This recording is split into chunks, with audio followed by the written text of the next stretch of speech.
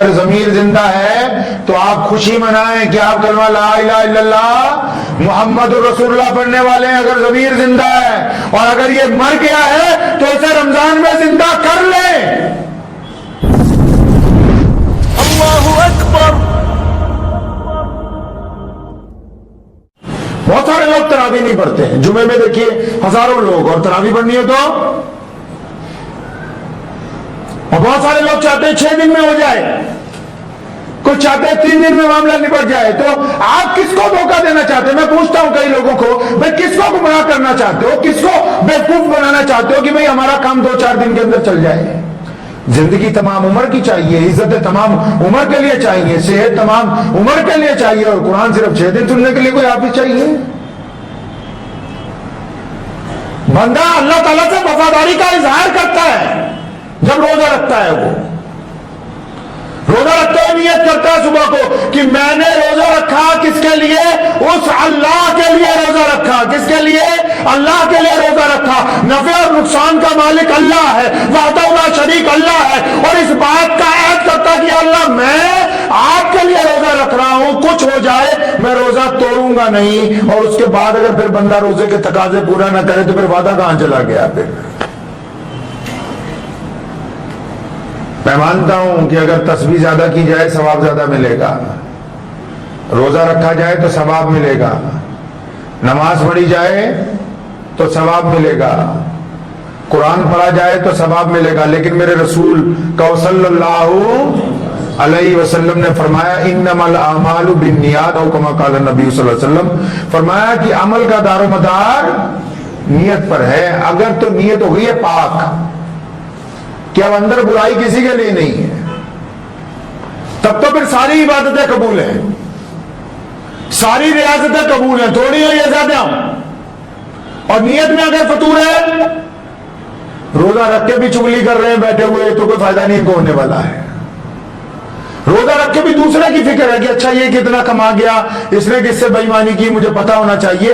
ارے ہم خود اپنا عمل دیکھنے کے لیے تیار نہیں، اگر اپنی کتاب کھول لیں رات کو بستر پر لیٹ کے تو ہماری آنکھیں شرم سے جھک جائیں گی، ہم دوسروں کے اوپر تنقید کرنے والوں میں شامل نہیں ہوں گے۔ ہمیں یہ حق شریعت نے نہیں دیا ہے۔ روزہ یہی تو سکھا رہا ہے۔ اور 30 دن لگاتار روزے کیوں رکھائے؟ پہلا روزہ، دوسرا، تیسرا، چوتھا، پانچواں، 30 دن روزے کیوں رکھائے؟ رسول اللہ چاہتے ہیں کہ یہ میری جو امت ہے، رسول اللہ چاہتے ہیں کہ یہ جو عبد الرحمان ہے، یہ جو محمد شفیع ہے، یہ جو محمد جنید ہے، یہ ان کو عادت پڑ جائے میرے دین کے مطابق چلنے کی، ان کو عادت پڑ جائے میٹھا بولنے کی، ان کو عادت پڑ جائے غریب کو اٹھانے کی، ان کو عادت پڑ جائے مسکین سے محبت سے پیش آنے کی، ان کو عادت پڑ جائے مسجد تک آنے کی، ان کو عادت پڑ جائے قرآن کی زیارت کی، ان کو عادت پڑ جائے ماں باپ کی اطاعت کی، ان کو عادت پڑ جائے لوگوں کے ساتھ صلہ رحمی کرنے کی۔ اس لیے 30 روزے لگاتار آپ سے رکھوا رہے ہیں کہ تم اچھے بندے بن جاؤ۔ کئیوں نے تو فارمیلٹی سمجھ رکھی ہے، فارمیلٹی میں اسلام میں کچھ نہیں ہے۔ اسلام دنیا کا وہ مذہب ہے جس کو رسول اللہ صلی اللہ علیہ وسلم نے اس طریقے سے آٹومیٹک چلایا ہے کہ جو لوگ اس سسٹم میں آ جائیں گے وہ عزت پائیں گے، العزت للہ ورسولہ والمؤمنین۔ جو اس سسٹم میں داخل ہو جائیں گے وہ عزت پائیں گے، ان کے گھر محفوظ ہوں گے، ان کی عزتیں محفوظ ہوں گی، دنیا داروں کے سامنے کہلائیں گے کہ یہ مسلمان ہیں۔ لوگ کہتے ہیں جاؤ کسی غیر مسلم سے پوچھو، وہ کہا اچھا تو مسلمان ہے، تو جھوٹ نہیں بول سکتا ہے۔ آپ جھوٹ بول کے دیکھیں، سامنے والا کوئی ہندو بھائیو، سکھ بھائیو، عیسائی بھائیو، دلت بھائیو، آپ ذرا بے ایمانی کر کے دیکھو، کیا ہے کہ شفیع بھائی یار تو مسلمان ہے، مسلمان تو جھوٹ نہیں بول سکتے نا۔ جو دین کے اندر رسول اللہ صلی اللہ علیہ وسلم نے اس کو ایسا بنایا کہ دولت مند اس میں عزت نہیں پا سکتے۔ رسول اللہ نے اس دین کو ایسا بنایا کہ کوئی بڑی برادری والا اس میں عزت نہیں پا سکتا ہے۔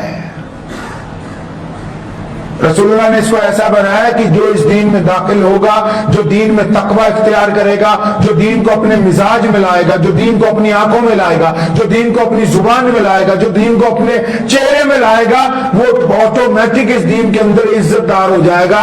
اب چاہے اس کی برادری کوئی بھی ہو، لوگ اس کو عزت کی نگاہ کے ساتھ دیکھنے لگ پڑیں گے۔ سیدنا بلال کون ہے؟ دور رضی اللہ تعالیٰ، غلام ہے نا، حبشی ہے نا، کالے ہیں نا، مکے کے لوگ ان کو اندر داخل نہیں ہونا چاہتے، لیکن آج ہم جیسے کروڑوں مسلمان یہ چاہتے ہیں کہ یا اللہ اگر حشر کے میدان میں سیدنا بلال کے قدموں کی دھول ہمیں مل جائے اور ہم اسی کے نقشہ قدم پر چلتے ہوئے جنت میں پہنچ جائے تو ہمارے لیے بہت بڑی عزت کی بات ہوگی کہ سیدنا بلال کی وجہ سے ہمیں جنت مل جائے۔ تو عزت کس نے دے دی؟ کیا چودراہٹ نے دے دی؟ کیا سرمایہ داری نے عزت دے دی؟ کیا بادشاہی نے عزت دے دی؟ نہیں، عزت تو محمد رسول اللہ صلی اللہ علیہ وسلم کے دین کے اندر ہے۔ سیدنا بلال نے اس کو اپنے نس نس میں بسا لیا۔ آج دنیا کے بڑے بڑے گھرانے، بڑے بڑے مسلمان سیدنا بلال رضی اللہ تعالیٰ عنہ کا نام لینا اپنے لیے عزت کی بات سمجھتے ہیں، ان کا نام لینا ہم اپنے لیے عزت کی بات سمجھتے ہیں۔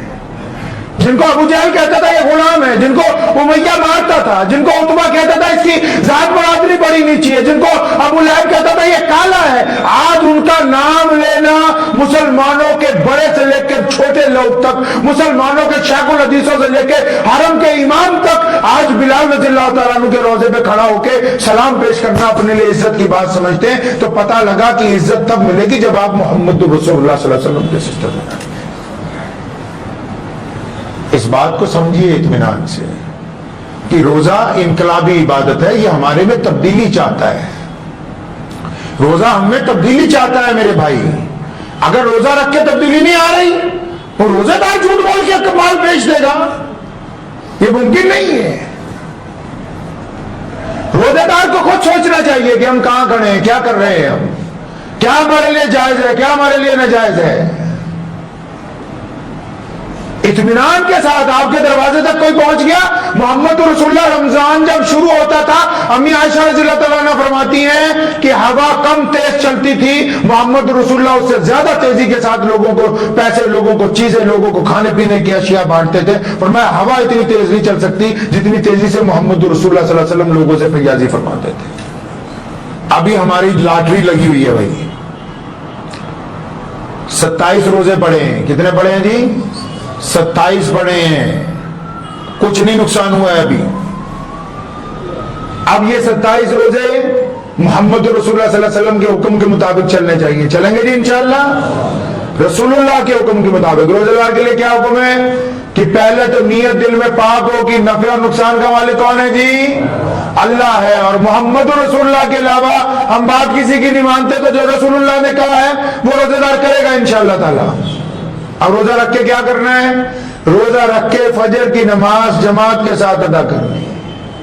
روزہ رکھ کے فجر کی نماز جماعت سے ادا کرنی ہے۔ نماز کے بعد قرآن پڑھنا ہے۔ قرآن جن کو نہیں پڑھنا آتا دوسرے کے پاس بیٹھ کے سننا ہے۔ جن کو سننے سنانے والے لوگ نہیں، بیٹھ کے تسبیح کرنی ہے اشراق کی نماز تک۔ اس کے بعد آپ اپنے بستر پر جا کے آرام کر سکتے ہیں۔ اور کیا کرنا ہے روزے دار کو؟ روزے دار کو ماں باپ کا کہنا ماننا ہے۔ اگر وہ آپ سے ناراض ہیں تو روزہ رکھنے سے پہلے ان سے معافی مانگنی ہے۔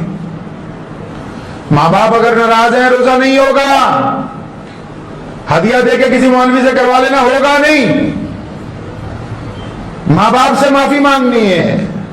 سکے بھائی بہنوں کے ساتھ تعلقات استوار کر رہے ہیں، نہیں مانتے تو ان کے لیے 5 نمازوں میں خیر کی دعا کرنی ہے۔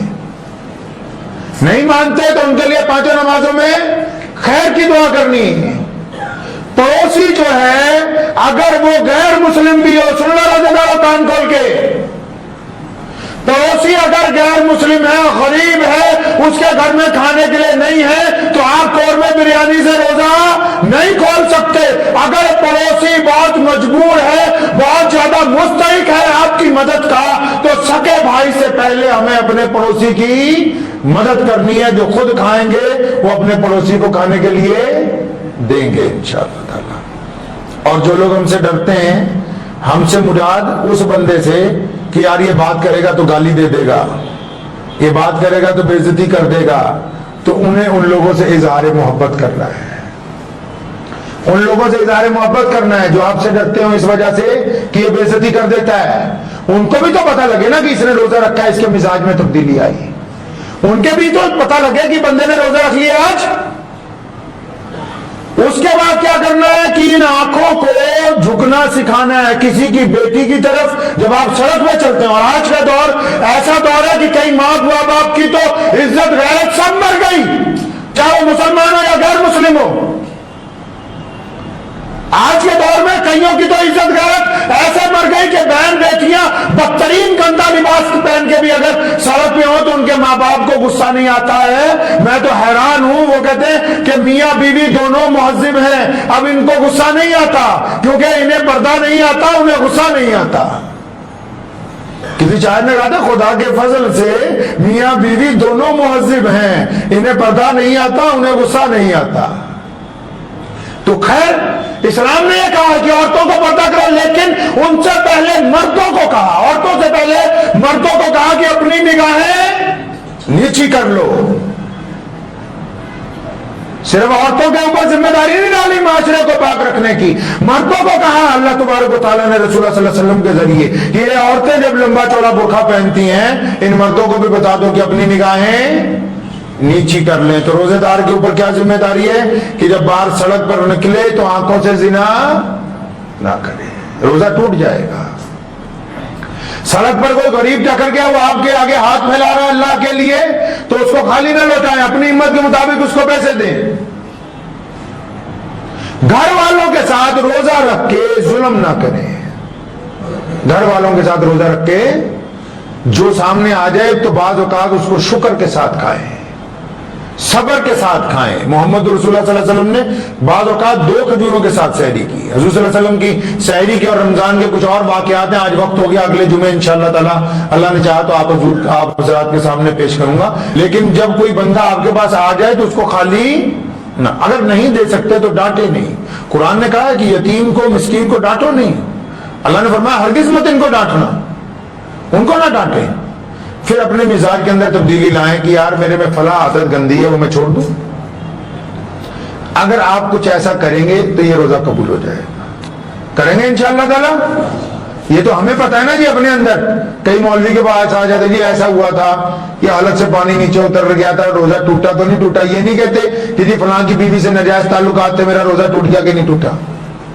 کہ جی دکان پہ 200 روپے ناجائز کسی گراہک سے لے لیے, روزہ ٹوٹا کہ نہیں ٹوٹا.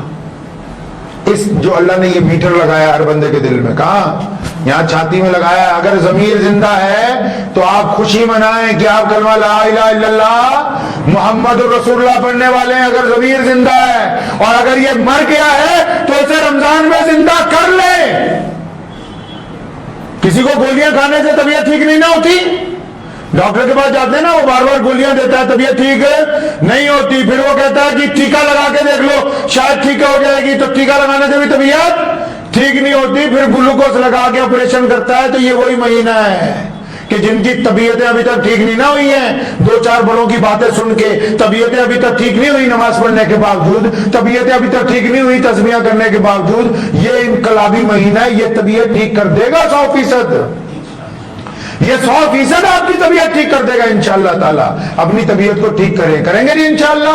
اپنی ان عادتوں کو بدلیں جن کی وجہ سے لوگ آپ سے دکھی ہیں, اس عادت کو بدلیں جس کی وجہ سے ماں باپ آپ سے دکھی ہیں, اس عادت کو بدلیں جس کی وجہ سے آپ کی بیوی آپ سے تکلیف محسوس کرتی ہے, اس عادت کو بدلیں جس کی وجہ سے آپ کے پڑوسی آپ سے دکھ محسوس کرتے ہیں, ان عادتوں کو بدلو جس کی وجہ سے لوگ آپ سے دور ہیں. اور اللہ نے کہا کہ اے موسیٰ یہ بندے میرا کنبہ ہیں, اور رسول اللہ نے کہا کہ ان بندوں سے اللہ 70 ماہوں سے زیادہ پیار کرتا ہے. اور اگر کسی بندے کو اللہ کو راضی کرنا ہے تو اللہ کے بندوں کے ساتھ محبت کرنا شروع کر دے تو اللہ آپ سے راضی ہو جائے گا.